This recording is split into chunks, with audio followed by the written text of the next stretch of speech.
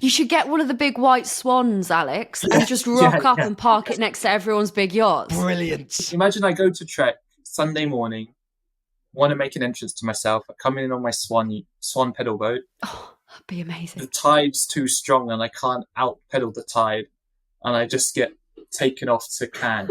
And there's just this guy, this swan boat, just going around the south of France. Hello and welcome back to The Fast and the Curious with me, Betty Glover. Me, professional paddock pillock, Christian Hewgill.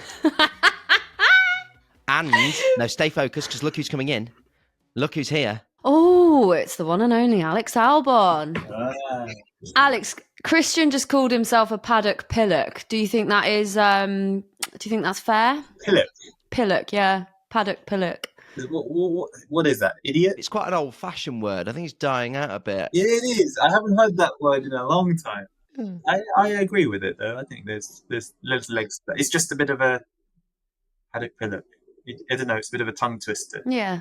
I would have called yourself like, I don't know, Christian. I don't know. That needs work. If I'm honest, that needs more. You don't know where you're going with this, do you? No.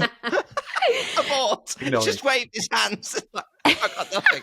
Abort. Right, we'll move on. We'll move on. Alex, the last time we spoke to you was in New York before the season started, so it's been ages. You've signed a new deal with Williams. We've got to catch up with you. Congratulations, by the way. Thank you. How's it all going? You feeling happy? It feels great. First of all, obviously, wish it kind of had a better season to kind of announce my extension in my contract. But at the same time, obviously I've been very close with James and the board and everyone at Williams. And so it felt like a lovely kind of happy talk process, I guess it was. Now I'll be buying a few more yachts in the future. No, I'm That's not true. Not just one yacht, several yachts is the exclusive. I'm not going to name it. I'm not going to name who it was, but I was speaking to a driver the other day, and he was talking to me about how he's going to get a yacht, and then he told me that yacht's too big, and he needs a more daily yacht to satisfy his other aquatic needs. Oh, I was just like, what contracts are you on? Like, it's so annoying, isn't it? Isn't it annoying? It's the worst thing when the yacht you found's too big. It's just the worst thing. I was literally like, unbelievable. I wanted to punch him there and there. you should have. For that statement alone, it deserved a punch in the face. Doesn't it sound ridiculous? And I had to remind that person of how ridiculous they sound. Yeah, good. How's your massive yacht causing you any more trouble, is it? Yeah, literally, it's too big to park. We get an allocation of drivers when we come to Monaco. So I think back in the day, there was quite a lot of drivers that owned boats or yachts. And so you get given an allocation. Obviously, if you don't have a boat, you don't take it. But it's a thing. I think an ego thing. I want to fill my parking space. I think I'd rent in a yacht or even a crap boat just to put something there. Can you rent something in? Yeah, like one of them pedal boats. Yeah. Oh, you should get one of the big white swans, Alex, and just rock up and park it next to everyone's big yachts. Brilliant. It'll take me about 45 minutes to get to my docking place. I'll have to leave on the harbour next to the Monaco one, which is actually not too far in terms of distance.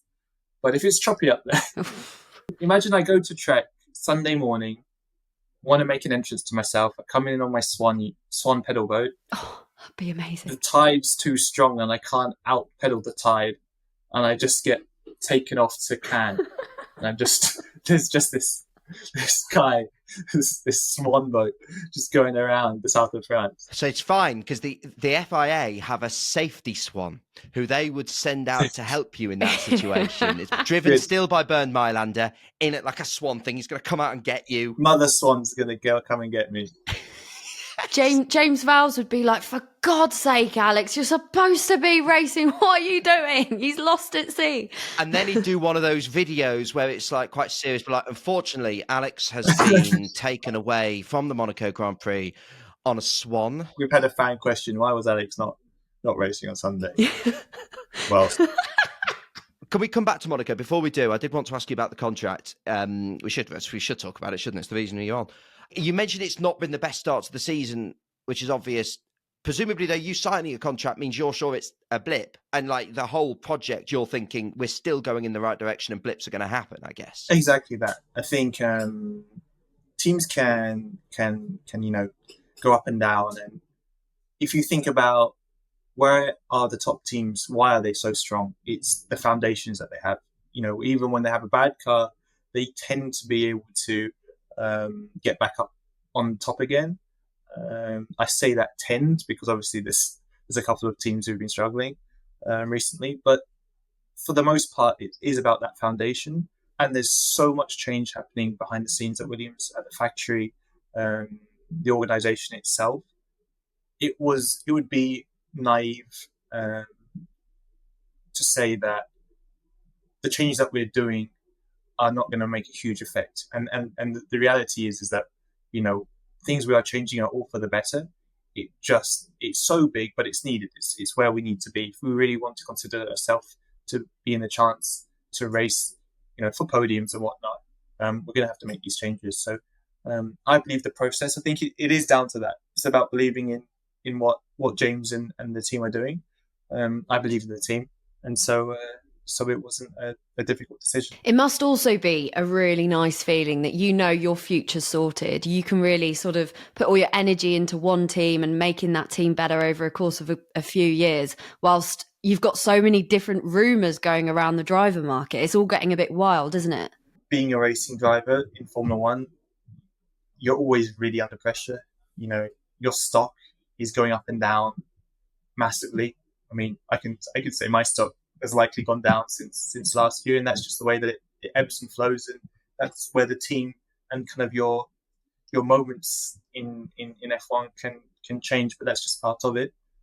On the other side of it, what you're saying is very correct though. So where we are kind of in a position where we must perform every race, it's nice to have this feeling that you're in a project and you've got to work on it and you've got to commit to it.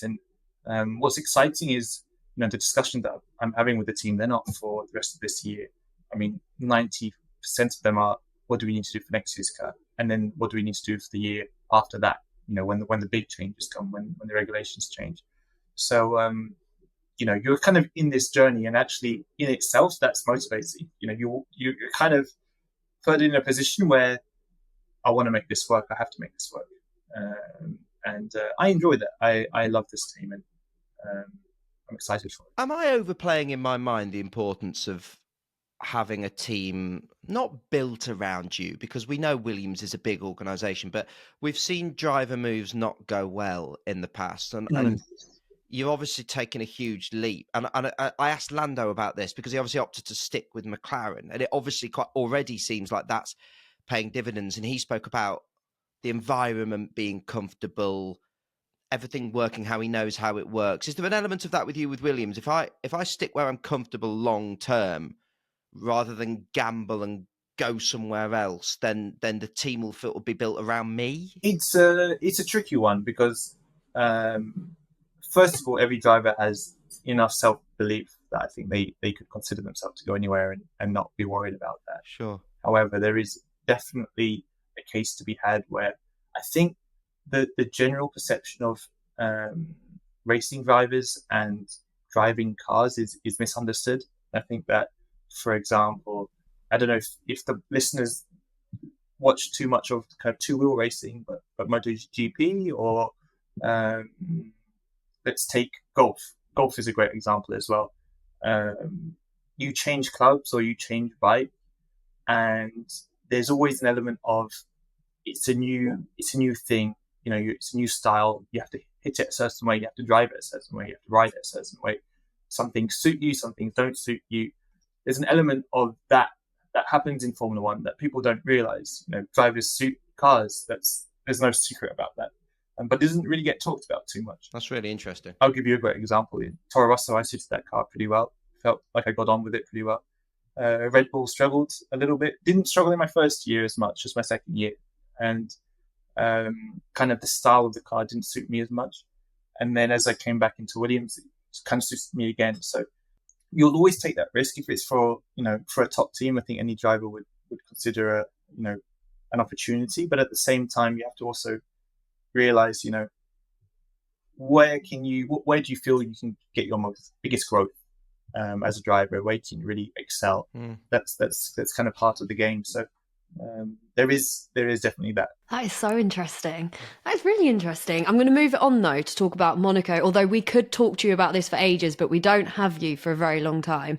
Sure. So I was wondering, because obviously Monaco is a home race for you and a lot of the other drivers. Does that mean that you approach the weekend slightly differently? Like, are you sleeping in your own bed, doing a load of washing before It's great. you get in the car? Like, how does it go? I don't think Alex is doing a load of washing personally, if I'm honest. You never know. Secrets out. Like I know how to use a washing machine, but I'm not someone who wants to commit his time ironing. Right. Ironing for me is the worst of the worst. I actually this is a bit of self-promotion here, but I've just gone into this like athletics. I'm trying to do a bit of a merch thing, but a bit cooler, a bit more edgy kind of thing.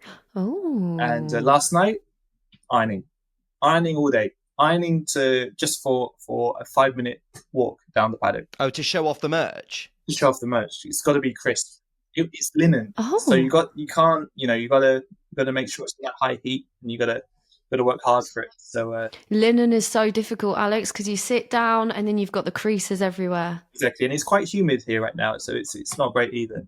So that that's a real tough one. It's still nice though. I cannot complain. I played golf on Monday. I played golf on Wednesday. Lando was there.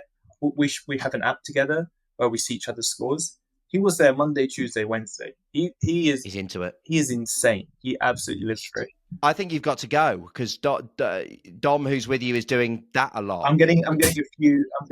She's getting a lot of wrap ups.